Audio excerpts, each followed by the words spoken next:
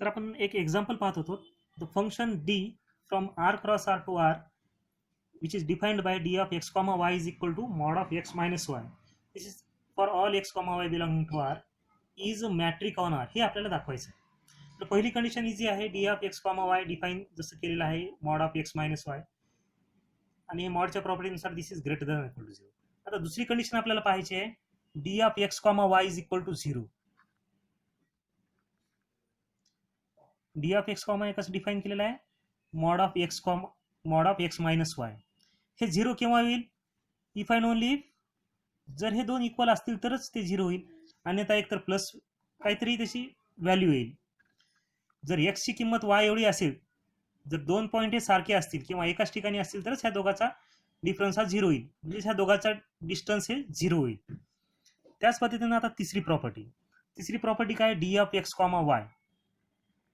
हे आपल्याला दिलेली डेफिनेशन आहे mod of x minus Y.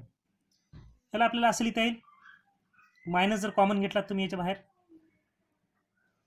Minus common घेतलात तर मायनस ऑफ ब्रॅकेटमध्ये वाय मायनस एक्स आणि मॉडच्या प्रॉपर्टीनुसार हे मायनस आपण काढू शकतो इथून. हे असं लिहिता येतं mod of Y minus x आणि ह्याची किंमत काय लिहिता येते d of x y comma x. जसं आपल्याला हे डिफाईन केलेलं आहे D of x comma Y is equal to first point minus second point. त्याच पद्धतीनं इथला फर्स्ट पॉईंट ह्याला डी मध्ये कन्वर्ट करत असताना d of Y comma x. This is also true for all x comma Y belonging to x. जसं पहिली condition, दुसरी कंडिशन, तिसरी कंडिशन, ह्या तिन्ही कंडिशन ह्या प्रत्येक एक्स आणि वाय साठी ट्रू आहे. आता शेवटची प्रॉपर्टी 4 नंबरची प्रॉपर्टी.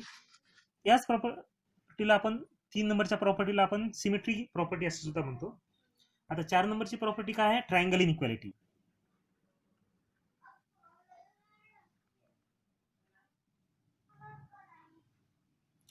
ठीक आहे. आता ही प्रॉपर्टी पाहू आपण ट्रायंगल इनइक्वालिटी. समजा आपण आर मधले कोणतेही 3 नंबर घेतले for x comma Y comma Z belonging to R. आपल्याला असं लिहिता येतं पहा d of x comma Y is equal to हे तर आपल्याला दिलेलं आहे mod of x minus y. D of x comma Y is equal to mod of x minus Y. आपण असं लिहूया mod of x minus Z plus z minus Y. आपण z add आणि सबट्रॅक्ट केलायचं आणि परत मॉडच्या प्रॉपर्टीनुसार याला वेगळं जर केलं आपण म्हणजे पहिले 2 पॉईंट एकत्र घेतले, दुसरे 2 जर पॉईंट एकत्र घेतले तर इथं less than or equal to येईल mod of x minus Z plus mod of Z minus Y. ठीक आहे. Which is less than or equal to mod of x minus Z Z minus Y.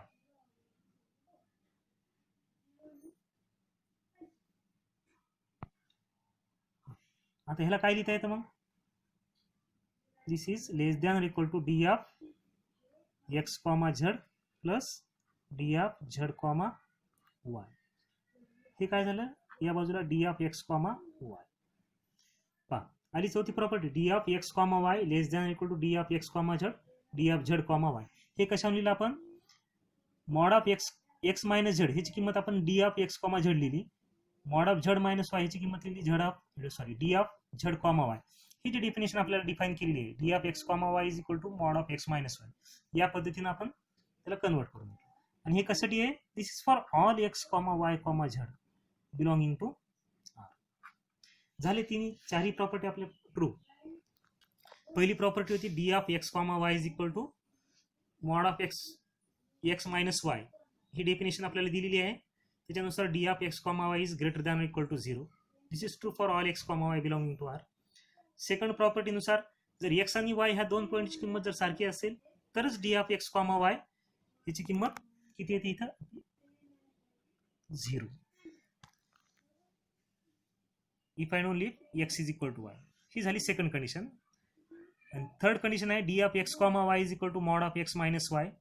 आपण त्याच्यातून minus common घेतलं बाहेर आणि मॉडमध्ये minus plus होतं which is equal to mod of Y minus x आणि दिलेल्या डेफिनेशननुसार त्याची किंमत येते d of Y comma x.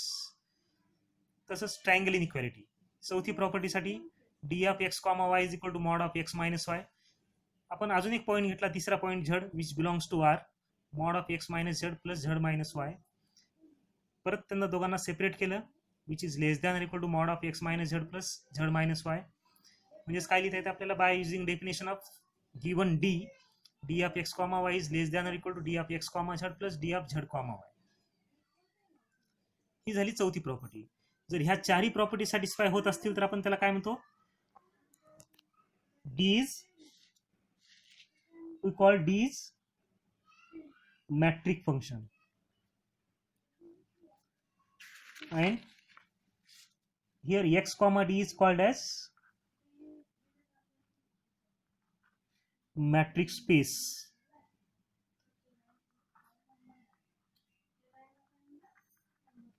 ठीक आहे. d हा मॅट्रिक्स झाला. Then x along with d, इथला x म्हणजे काय झाला आपला दिलेला r. आपण डेफिनेशन मध्ये x वापरलं होतं, इथं आपल्याला एक वेगळा सेट दिलेला r. R comma D is called as matrix space. ठीक आहे. आणि ह्या मॅट्रिक्स स्पेसला म्हणतात usual matric on R.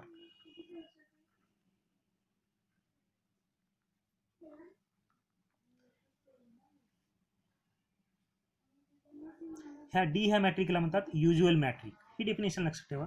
Usual metric म्हणजे काय, the function D defined from R cross R to R, which is defined by d of x comma y, which is equal to mod of x minus y for all x comma y belonging to R.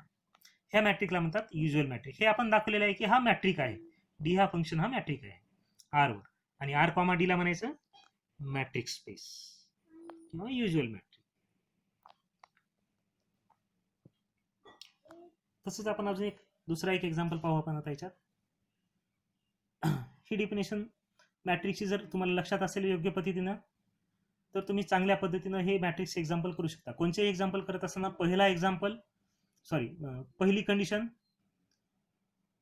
दुसरी condition आणि तिसरी condition ह्या same असतील, म्हणजे जवळपास सारख्या, म्हणजे similar पद्धतीने किंवा इझिली पद्धतीनं आपल्याला ट्रिव्हियल पद्धतीने सोडवता येतील.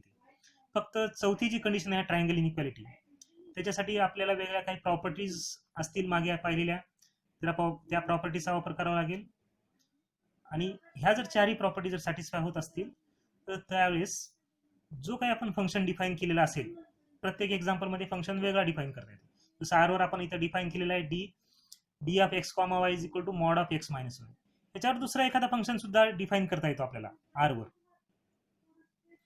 आता ह्या फंक्शनसाठी किंवा ह्या डेफिनेशनसाठी जी आपण डिफाईन केलेले d of x comma Y is equal to x minus y, d हा मॅट्रिक तयार होतो, म्हणजे डी हा मॅट्रिक होतो आणि आर कॉमा डी हा ही मॅट्रिक स्पेस होते, आणि ह्या स्पेसला म्हणायचं युज्युअल मॅट्रिक स्पेस, डी ला म्हणायचं युज्युअल मॅट्रिक ऑन आर.